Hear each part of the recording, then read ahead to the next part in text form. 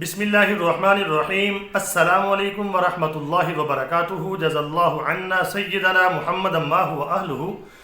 میرے ناظرین، امید ہے آپ خیریت سے ہوں گے۔ اللہ تعالیٰ شانہ آپ کو خوش و خرم رکھے۔ اللہ تعالیٰ قرآن پاک کے 28ویں پارے کے اندر سورہ حشر کے اندر فرماتا ہے، بسم اللہ الرحمن الرحیم، وما آتاکم الرسول فخذوہ۔ اللہ تعالیٰ فرماتا ہے تمہیں جو میرا رسول یعنی میرا نبی دے، فخذوہ، اس کو پکڑ لو، وما نہاکم عنہ فانتہوا، اور جس سے تم کو میرا نبی منع کرے، روکے، اس سے رک جاؤ۔ آگے فرمایا واتقوا اللہ، اور اللہ سے ڈرو، ان اللہ شدید العقاب، بے شک اللہ بڑی زبردست پکڑ کرنے والے ہیں۔ قرآن پاک میرے ناظرین قیامت تک کے لیے ہے، نبی پاک صلی اللہ علیہ وسلم قیامت تک کے لیے نبی ہیں۔ آپ کی جو بات ہے ہمیں اس کو لینا ہوگا۔ اگر ہم نے نبی پاک صلی اللہ علیہ وسلم کی باتوں کو نہ لیا، نہ اس کو لینے کا مطلب کیا ہے، اس کو لو اور اس کے اوپر عمل کرو۔ آپ صلی اللہ علیہ وسلم نے جو باتیں میں احادیث کے اندر بتا دی ہیں، چاہے وہ پیشن گوئیاں کیوں نہ ہوں، ہمیں ان یعنی کہ احادیث کو پڑھنا ہوگا، سمجھنا ہوگا اور اس کے مطابق اپنے آپ کو ڈھالنا ہوگا۔ آپ نے جو ہمیں قرب قیامت کی نشانیاں پیشن گوئیاں کی ہیں، وہ کس لیے کی ہیں؟ تاکہ ہم یعنی کہ اس کے مطابق اپنا لایا عمل اپنائیں۔ اور یہ احادیث جو پیشن گوئیاں کی گئی ہیں نبی پاک صلی اللہ علیہ وسلم کی طرف سے، اس میں بالخصوص ہمارے حکمران مخاطب ہیں اور بالعموم تمام عوام مخاطب ہے۔ سب نے ان حدیثوں کو پڑھنا ہے اور اس کے مطابق اپنا لایا عمل بنانا ہے۔ میں آپ کو بتاتا ہوں کہ ہمیں کرنا کیا ہے۔ نبی پاک صلی اللہ علیہ وسلم نے جو پیشن گوئیاں کی ہیں تو ہمیں اس کا یعنی کہ کیا حکم دیا گیا، کیا کرنا چاہیے ہمیں۔ آپ صلی اللہ علیہ وسلم کی پیشن گوئیاں اور مسلمانوں کی ذمہ داریاں۔ تو میرے ناظرین، آج کی جو ویڈیو ہے تھوڑی سی لمبی ہوگی، تو آپ نے اس ویڈیو کو اینڈ تک دیکھنا ہے، سکپ نہیں کرنا۔ اگر آپ دیکھتے ہیں قرآن پاک کے 12ویں پارے کے اندر جناب یوسف علیہ السلام کا واقعہ تو آپ نے پڑھا ہوگا اور سنا بھی ہوگا۔ جب شاہ مصر کو خواب آیا تو خواب کی تعبیر اس نے پوچھی، تو تعبیر بتانے والوں نے یہ بتایا، بلکہ یوسف علیہ السلام نے بتایا کہ تمہارے ملک کے اوپر قحط آنے والا ہے، بڑا شدید قسم کا۔ تو وہ پریشان ہو گیا، تو جناب یوسف علیہ السلام نے پھر اس کا سارا حل بتایا اور پلاننگ کی۔ یہ سارا واقعہ آپ نے پڑھا ہوگا۔ اور آنے والے وقت میں جو قحط آنے والا تھا اس کے لیے پلاننگ کی گئی، گندم سٹاک کی گئی، بڑے بڑے گودام بنائے گئے، بڑے بڑے یعنی کہ جس میں گندم سٹور ہوتی ہے۔ حالانکہ اگر دیکھا جائے تو یہ توکل کے خلاف نظر آتی ہے ظاہری طور پہ یہ بات، حالانکہ یہ توکل کے خلاف نہیں ہے۔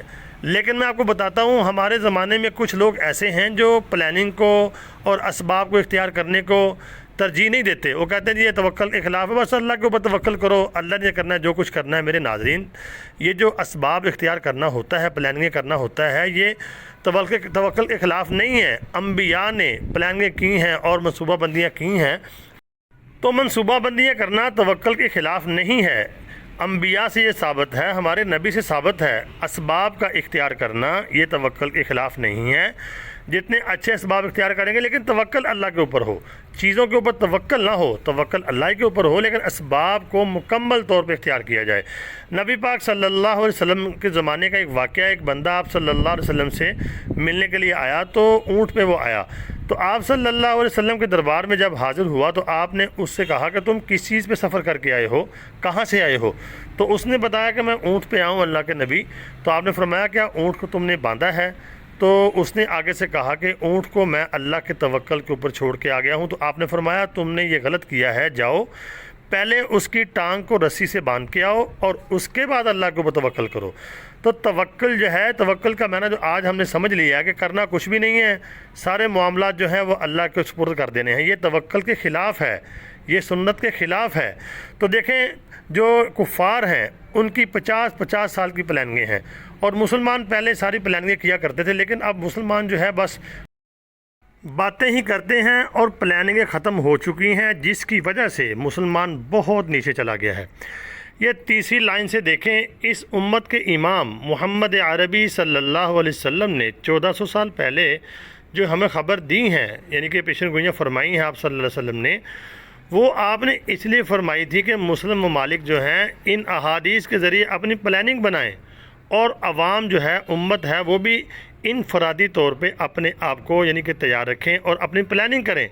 لیکن افسوس اس بات کا ہوتا ہے کہ حدیثوں کو پڑھنا بھی ہم گوارا نہیں کرتے، عمل تو بہت دور کی بات ہے۔ ہم اس کو یعنی کہ من گھڑت باتیں کہانیاں سمجھتے ہیں۔ میرے ناظرین، نبی پاک صلی اللہ علیہ وسلم نے ہمیں ہر زمانے سے متعلق پیشن گوئی فرمائی ہے۔ اب ہمارے حکمران بھی کوئی پلاننگ نہیں ہے ان کی، اور ہم کہتے ہیں کہ ہم اوپر آ جائیں، ایسے نہیں ہوگا۔ حضور نے ہمیں ہر چیز بتائی ہے، تو ہمیں نبی پاک صلی اللہ علیہ وسلم کی احادیث کو پڑھنا ہوگا اور اس کے مطابق اپنا لائحہ عمل اپنانا ہوگا۔ اول نمبر پہ، پہلے درجے پہ یہ بات ہے۔ مثال کے طور پر ملحمۃ العظمیٰ کے بارے میں نبی پاک صلی اللہ علیہ وسلم نے ہمیں بتایا ہے کہ ایک جنگ ہوگی، اس میں اتنی دنیا ماری جائے گی، تو ہماری کیا پلاننگ ہے بتائیں؟ کوئی پلاننگ نہیں۔ ہمارے حکمرانوں کی پلاننگ کیا ہے؟ عوام کی کیا ہے؟ تو اس کے مطابق اپنی اسباب کے درجے میں پلاننگ رکھیں، اور یعنی کہ ایمان کے درجے میں رکھیں ہر لحاظ سے، یعنی کہ مالی لحاظ سے بھی آپ کے پاس اسباب کے درجے میں ہر چیز ہونی چاہیے کہ جنگ لگ جاتی ہے تو ہمیں کیا کرنا ہوگا۔